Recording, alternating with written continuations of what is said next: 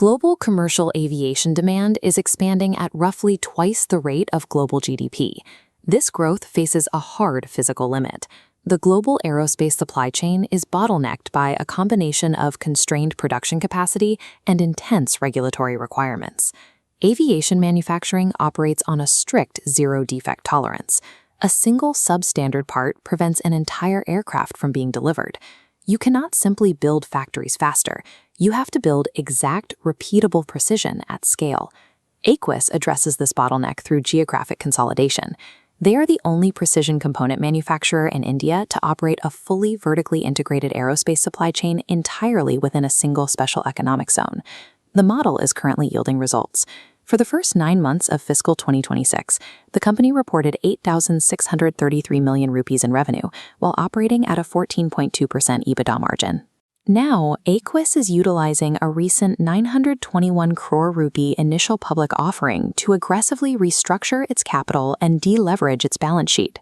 Simultaneously, the company has signed a 1,900 crore rupee Memorandum of Understanding in Tamil Nadu to climb the aerospace value chain directly into engine manufacturing.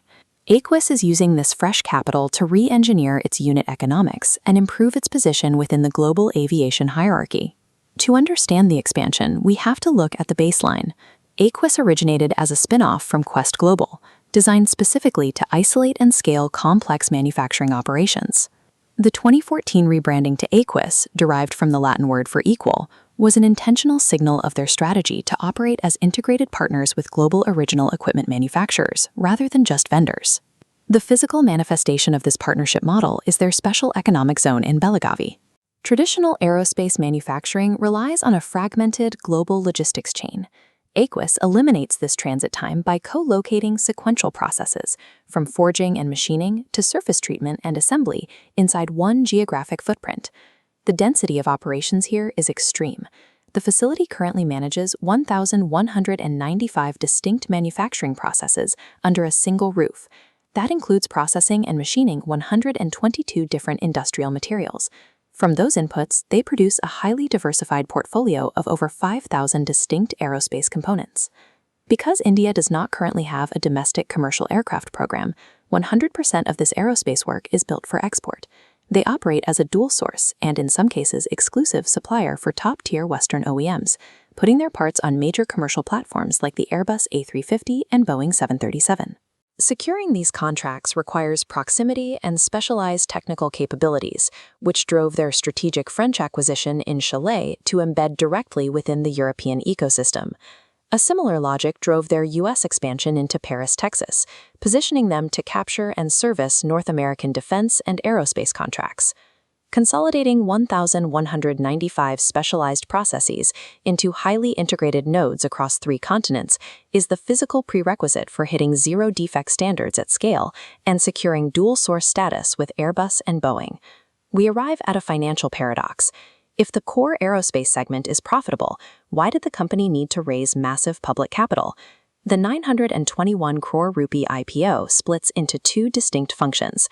250 crore is an offer for sale from existing investors, liquidity that does not go to the company. The remaining 670 crore is a fresh issue. This is the structural growth capital. Looking at the objects of the offer table directly from the company's DRHP, we can map exactly how this fresh capital is being deployed.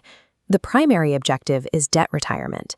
Roughly 433 crore rupees are earmarked to pay down existing borrowings. Eliminating this debt reduces finance costs. This frees up immediate cash flow and accelerates the timeline to achieving net-level profitability for the whole company. To see why net-level profitability requires this bridge, check the segment-level data from their Q3 financials. The core aerospace operations generate strong, consistent profits. The drag on net income comes entirely from their newly launched consumer segment, currently operating at a loss. Aequs recently utilized its precision manufacturing infrastructure to enter the consumer goods market, securing export contracts for major global brands like Hasbro. The physics of industrial profitability rely on one defining metric: capacity utilization. Fixed costs remain the same whether a machine runs for 1 hour or 20. The mature aerospace segment absorbs its fixed costs efficiently by operating at roughly 70% capacity. The newly built consumer segment is currently lagging at just 22% utilization. As production orders ramp up over the coming quarters, the consumer segment absorbs its idle capacity. Once it crosses the break-even utilization threshold, operational leverage will flip the segment to profitability. This deleveraging move bridges the gap while the consumer segment catches up to the efficiency of the aerospace division. Manufacturing structural aircraft parts provides highly stable, recurring revenue, but it carries a rigid margin ceiling. To generate exponential growth, a supplier has to build more complex systems. Currently, the highest-end outputs from the Belagavi and French facilities are complex landing gear assemblies. The next phase of scale is outlined in a 10-year, 1,900 crore rupee Memorandum of Understanding signed with the government of Tamil Nadu. This expansion targets the highest margin tier in aviation, a dedicated ecosystem for aerospace engine manufacturing. The project requires heavy upfront investment, starting with an estimated 300 crore rupee capital expenditure over the initial 3-year construction phase. Management projects the unit economics of this engine facility to generate a revenue-to-capex ratio of 1.5 to 2 times the invested capital. The ultimate financial objective for climbing into this exact product tier is achieving long-term EBITDA margins of 20%. Building an engine supply chain from scratch carries immense capital risk. Aequs is mitigating this by aggressively leveraging state industrial policies. This matrix details the specific government support framework negotiated under the Tamil Nadu industrial policy. The state provides upfront capital leverage, including a 30% capital subsidy and guaranteed power tariff reductions. They are also offsetting direct operational costs through long-term wage subsidies. It is worth noting this massive engine infrastructure project operates completely independent of the company's separate $20 million joint venture to manufacture UAV drones. The Tamil Nadu agreement acts as a state-subsidized shortcut. It lowers the capex risk while allowing Aequs to climb directly into the most profitable tier of the aerospace value chain. The master plan is ambitious, but the company's DRHP rigorously details the operational friction that could derail the execution. Capital deployment is a physical process. The IPO funds must convert into machinery orders, followed by installation, OEM qualification, and finally, production. The first major risk is supply chain friction. While the capital is secured, the specialized machinery required for expansion hasn't been fully ordered yet. Any vendor delays in delivering this highly specific equipment will result in immediate time and cost overruns. The second risk is the capacity absorption gap. Constructing the new engine facility only creates the potential for revenue.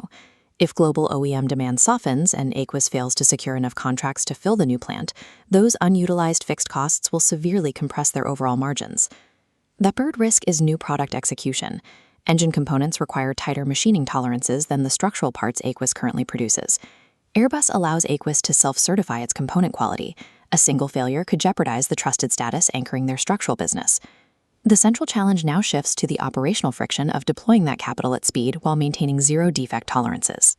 Aequs is executing a textbook, multi-decade industrial scale-up.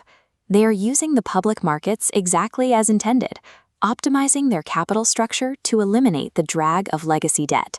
Simultaneously, they are leveraging proactive government policy to offset the immense capex required to break into engine manufacturing.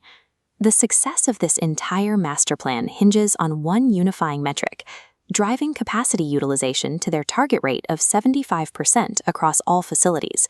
That requires management to navigate tight global procurement schedules and successfully replicate the vertical integration model of the Belagavi SEZ in Tamil Nadu. If Aequs hits these utilization targets, they are positioned to capture a disproportionate share of a global aviation market that is desperate for unified, high-quality supply chains.